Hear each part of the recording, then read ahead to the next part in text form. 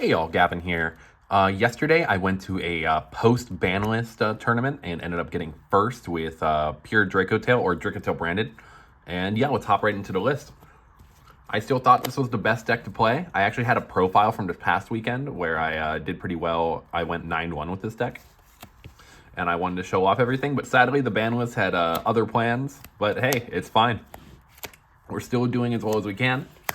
So we're playing triple fine mana. This is the fusion hand trap. Triple Lucius, this is your searcher. And sadly, we are down to one Malulu. This kind of sucks because now you don't have as much or as many ways to fuse. But it's fine. We had other ways that we substituted that. But this is your best card into Vanquish Soul and K9. Sadly, Vanquish Soul got a buff while K9 kind of fell to the wayside. You can still play the deck pretty well. You're just not getting turn 0 Holy Suit, which like kind of sucks for them. And if it's going to happen to you now, it will be the most tilting thing on planet Earth. But hey, they don't have as many darks, so it's okay. Then we got double Pan, double Urgula. This is just like the best way to go about it for going into generic fields. Triple Urgula is better than triple Pan.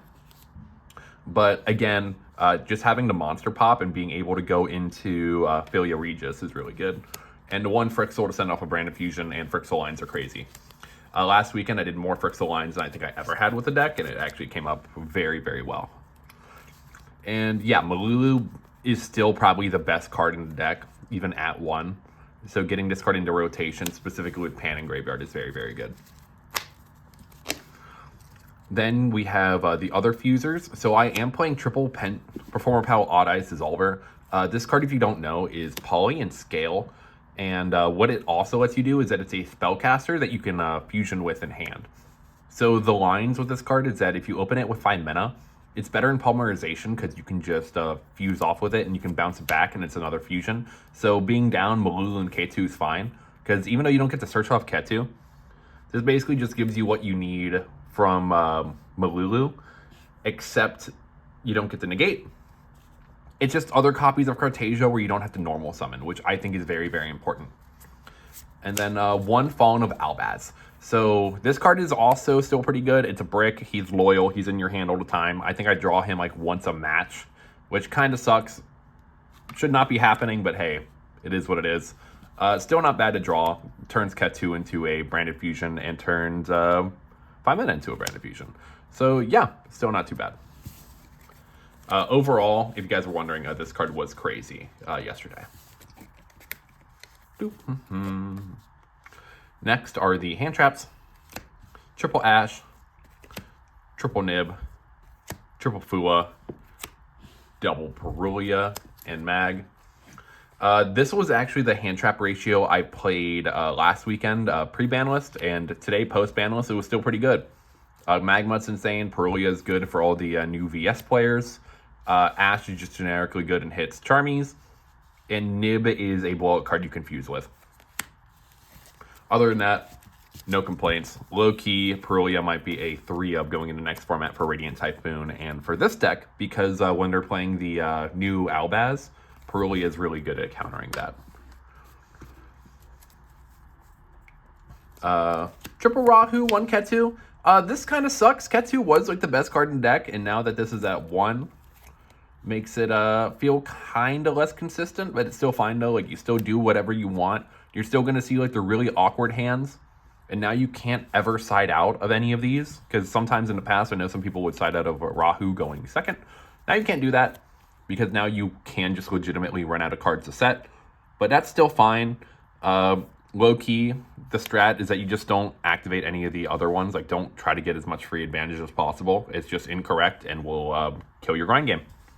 And you're always recycling this off of one of the traps. Double Branded Fusion. This card's insane. I was hitting people with a 7 fusion combo basically all weekend. It didn't come up today. If you guys want to see the combos with this deck, let me know because there's a lot of crazy things you can do with Branded Fusion while breaking boards. And then double Fallen into Virtuous. I did a crazy line yesterday where I grabbed the Fallen into Virtuous and blew up my Albion so I can set another one so I can have a disruption. Very, very good. Because we have the extra space, I wanted to throw in a triple attack talents.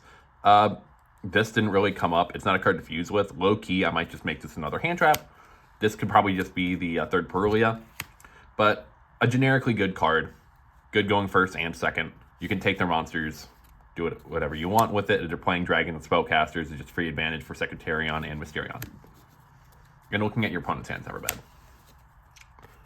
Then 3 traps. I know some people in the past were just playing 2 traps. Now it's mandatory to play 3 because you need more cards to set. But low-key setting 3 traps, making this deck basically a trap deck, always good. Holding your traps and then having them play into it feels nuts. And yeah, that's 40. Deck felt pretty solid. I did not really brick all day. I did get like bailed out a couple times where like my hands would just be all hand traps in a 5 mana, and then I'll talk deck like a Rahu and like my hands unlocked. But that's how fusion decks usually work, is that you need like 1 card to unlock the hand. Next is the extra deck. This hasn't really changed. Triple Arthalion, 1 Gulamel. This is pretty standard. I don't know what I would change about this. If you guys want to hear the explanations for this, you're more than welcome to hear it at some point. You can ask. But yeah, nothing really to change here. I will say, most games, Arthalion doesn't really come up. Like, you can only really need 1 of it. People are asking for this card to get hit, but like if this card was at 1, the deck would still do just as well. Chaos, Philia Regis. Philia Regis is the hidden boss monster. If you play against Yummy, they actually can't win if you summon this. And then Kos is just like, again, free pops, crazy card. Mysterion, another hidden boss monster. A lot of people don't know what this card does. Again, if you want to hear explanations on what I put this card on end boards, ask in the comment section down below. But Mysterion is secretly the best card in the extra deck. Double Secretarion. A lot of people are switching to Dracotail for the next format. I do think that 2 will probably be mandatory because if people are playing the new, the old Albolenitus, you need to summon the Secret Secretarion. So I do think that these like 3 cards are going to be mandatory. 1 Albion comes up into combos. 1, the Dragonette Devours a Dogma. Adds the quick play spell. This card's crazy. And you can make it sometimes. A Lubellion, the Searing Dragon. This card has come up more recently than I've ever really made it. This card's crazy. 1 Sanctifier. Once you really learn the combos that summon these, you never really make this. But this card plays around Fua, so that makes it really good. 1 Mirror Jade. It comes up sometimes, but you make this significantly less than you make Kos, Philia Regis, and you even make Secretarion with the other guys. So, like, this card's fine, but it comes up in certain game states. 1 SP Little Knight. It's a generic link 2 that you can link stuff off into and then summon out your other guys from the graveyard. It outs Defissure and other Floodgates. Very, very good card. You're not fusion locked that often. And low key, sometimes it's better because like you can't really kill all the time in this deck. You just go into this, hit a problem card, and then you just make your full board after. And you just win the game from there. Onto the side. We sided Cretaceous. This is for the going first side pattern, which, if you guys don't know, we play the 3rd Fallen into Virtuous, a Called by the Grave, Pot of Prosperity. If you see any combinations of these, you're never really losing the game. On Sunday, I went to a VIP tournament. I summoned Blazing Cartasia, activated the effect to fuse. They Veilered. I Called Bide. They hit me with Bell, and then I Fallen into Virtuous, killed my Cartasia, and then I fused with 2 cards in my hand. It was GG. That was disgusting. But yeah, any combination of these, you usually win the game. Pot of Prosperity is also low-key an MVP. For those of you who don't know the sauce, in most of your matchups, like you're going to know what your opponent's on games 2 and 3. So you'll know what cards to banish because you're not touching every card in your extra deck most of the time. Like half the time you're just playing like a 4 or 5 card extra deck because you're just basically going through the one of the auxiliary fusions, like the hidden boss monsters and the Arthalion and Gulamel. So everything else is just free banish fodder. We're playing 9 Charmies post side going second, so you're never really losing going second.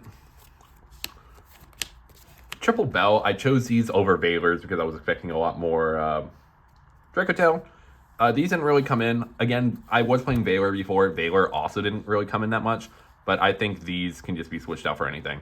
But Bell, I think, has a little bit more applications than Veiler. Especially since we're playing Imperm. Imperm is for Canine. A lot of people in my area play Canine. Canine Vanquishal is a very popular deck.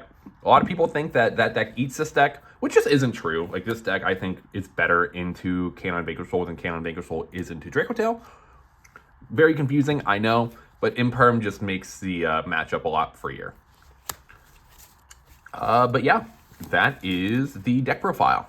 If you guys have any comments, questions, concerns, let me know in the comment section down below. I'd love to talk about this deck more for post-ban list. I think this will be very positioned to be the best deck when Burst Protocol comes out, if not, yeah, second or first best deck. There's a lot of different ways to play it, and I have a couple different ways I want to show it to you guys. I don't know if this is what I'm going to be playing next format. I think Radiant Typhoon also looks really good. But yeah, my locals is playing a non-stop new format, so if you guys want to see any more deck profiles or see me take any other decks to those events, let me know, and I'll be sure to build them. All right, thank you guys so much for watching. Peace out.